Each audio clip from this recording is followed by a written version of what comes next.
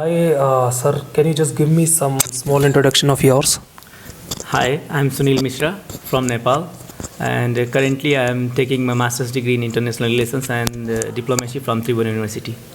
देखिए, I just want to ask, like India has implemented the CAA. Yeah, Okay, so what do you think about that? it's a new concept. I think, as per I know, that's Citizenship Amendment Act is a new process to go ahead. But there are so many things behind the scene that has been criticized by within the India and across the borders.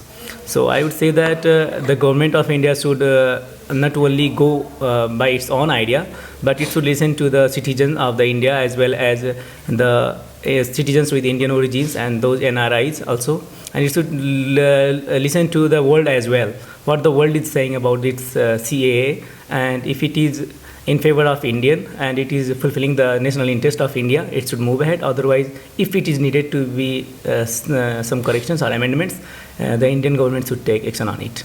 Yeah. So, sir, should Indian political parties be allowed to voice their concern in Nepal? I would say that the Indian parties should not be allowed to voice in Nepal because it's a sovereign country. Nepal is a sovereign country, and no other countries are allowed to interfere in the national interest of any other country and internal matters of any other country. So, being an IRA student, I would say that India should not interfere in the in the internal matter of Nepal. Okay. Sir, India has a large Gorkha regiment and we are proud of them as an Indian army. How do you feel about those? I would say that it is a matter of proud for Nepalese as well, that our Nepalese Gorkha has been given a huge status in Indian army. But at the same time, there has been some lackings that some people even criticize that the Gorkha people, the Gorkhalis or Gorkha regiment fighters are not getting the equal status of that of Indian army.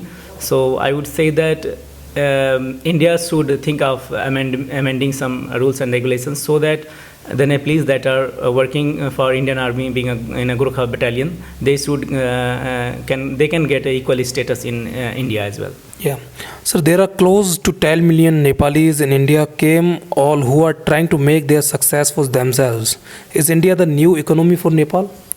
I would say that India is not a new economy for Nepal. India has been an economy for Nepal since long time, since the independence of India as well.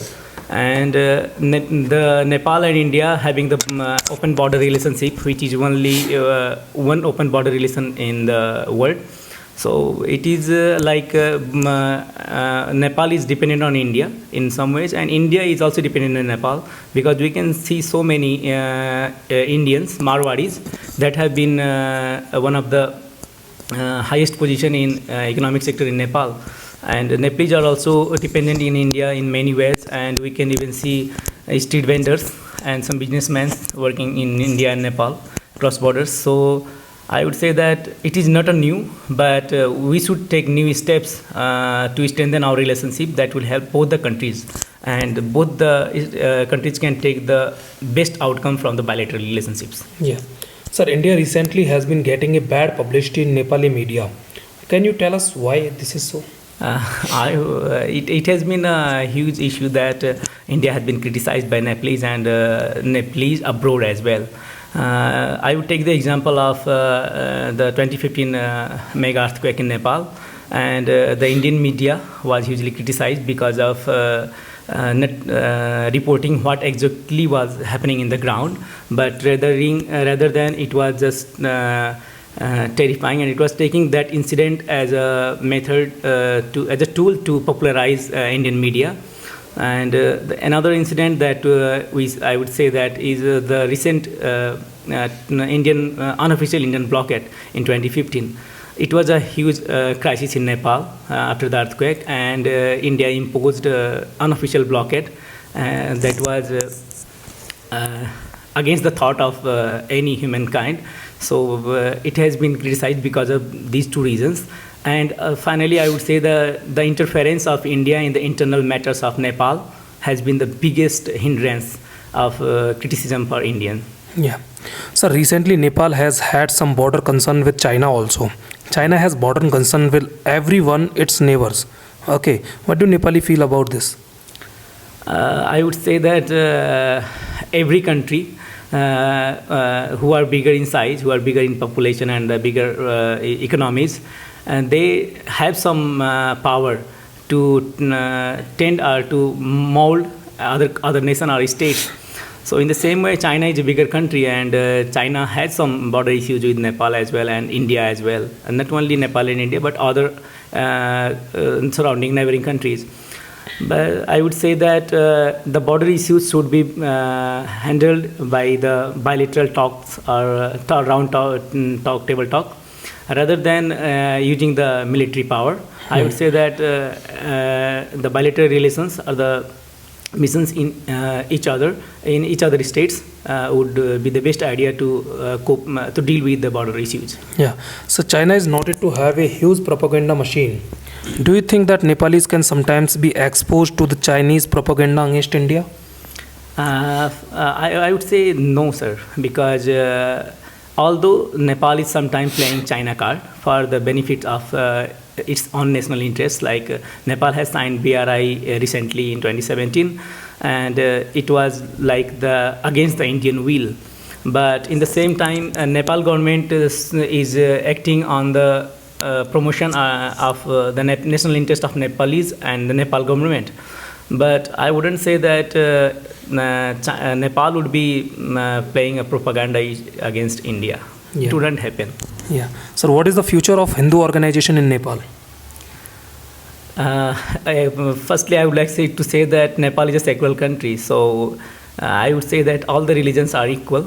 But instead of that equality, there are some people who are playing the card of this issue of religion and religious beliefs, and there has been so many problems because of this playing card system. So I would say that the future is not so bright, because more educated people are coming up, and they are saying that instead of going with religion, we should look for the national benefit of our country. So if Nepal is benefiting from other things, then why should we stick only the religion things in each and everything? So I would say that religion would not play a major role in the future. Sir, what about the massive threat of Christian missionaries into Nepal? As per my knowledge, the Christian missionaries has been a game changer in Nepal also. And not only in Nepal, they are playing in many other countries, the Europeans and especially European Union and other organizations that such as Danish Church and other Christian aid missionaries that work in developing countries like Nepal.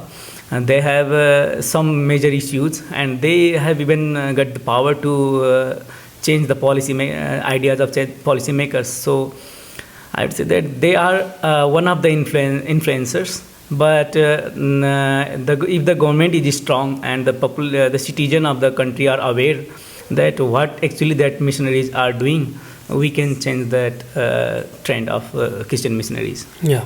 Sir, how do you Nepalis feel about the Gandhi Mai slaughter festival? Gandhi Mai slaughter festival. Gadi Mai slaughter festival. Talking about the Gadi Mai slaughter festival, there are basically two classes. And the first class is telling that it is a ritual, and we can't go against it. So it shouldn't be stopped. It should be carried on, and it is for the prosperity of Nepal and Nepalese. But the other class is against the slaughtering of animals, and they are telling that it is cruelty, and the animals should be equally treated. So there are animal activist groups who are against this, and some issues has been even raised by the animal activists to the parliament and some politicians. But in the near future, I would say that this system would be little bit affected because of the rise of the animal activists and youths. Yeah. Sir, after Madheshi's withdrawing support to government, what is the future of India-friendly groups there?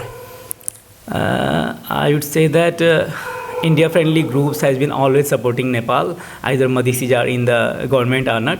So I would not say that it will play a major impact, but to certain extent it will hinder the effective, smooth running of government in the near future as well. Yeah. Sir, you are coming from the Tarai region. Region. So, what do you think about the current government, or the different areas of Nepal? Being from Tarai region, I would firstly say that I'm proud of being Nepali. So Tarai, Madhes, and Tarai, Pahad, and Himal, they all belong in Nepal. So it's not the matter that where I'm coming from, but if that I'm getting the equal treatment from the nation, that is okay for me. Yeah. So I would say that the government should not only focus certain areas or certain localities, but along with that, the government should give equal focus to all the 7 provinces, either they are from the hilly region or mountainous or Tarai region, and the government should work for the benefit of all the areas, the regions in the country. And if the government is doing in this way, then in the near future, the issue of that Madhesi Pahadi, I think it will be minimized to a great extent. Yeah. Sir, my last question is how Modi's presence in Indian PM has influenced Nepal? Modi's presence as a PM in India has a great influence, and it has been observed in many ways. Firstly, we say that the rise of Hindu activist groups in Nepal, and they are coming in the forefront, and even some parties has been taken as a model to influence the politics in Nepal also. And the frequent visits of Modi ji to Nepal is also a good symbol that India is always ready to help Nepal and assist Nepal in each and every way possible. So I would say that it has been a positive sign, but the visit of Modi and as well as the Prime Ministership of Modi ji in India has been criticized as well, because there are 2 groups, I will say again. That one group is saying that, yeah, Modi ji is doing great in India and we can have the spillover effect of Indian development in our economy. But at the same time, the other group is telling that, no, Modi ji, along with the Indian government, is interfering in our internal matter, and that is against our sovereignty. So we should raise voice against that. So there is always a clash between the two groups. But I would say that there is always pros and cons in all the bilateral relations. So not only, I would not blame only the Indian government or the Nepali government. Both governments should take action in such a way so that each of them can benefit from each other's bilateral relationships, and no one can criticize one and another. Sir, do you think that Nepal was the former Hindu country? Yes. And approx 82% are Hindus here. Yes, sir. So it should be the only Hindu country in the world again. What do you think? Sir, regarding this, I wouldn't say that what Nepal was in the past, and according to the population, and being myself as a Hindu, I wouldn't say that it should be a Hindu country by force. But if the population is in the favor that yes, we need a Hindu country, and being a Hindu country would be an identity for us in the world politics. So I would say that by taking the poll, if the government is taking the poll and the population, the massive population is in the favor of being going again Hindu country, I would say go with that. But if the massive population is against it, then it is better to stay secular. Yeah.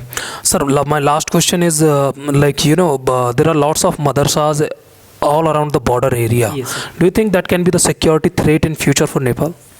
It has been said by Indian governments and other security authorities that madrasas are mostly located in the border areas, and they have posed a security threat to India and to the internal security of Nepal as well in the border areas.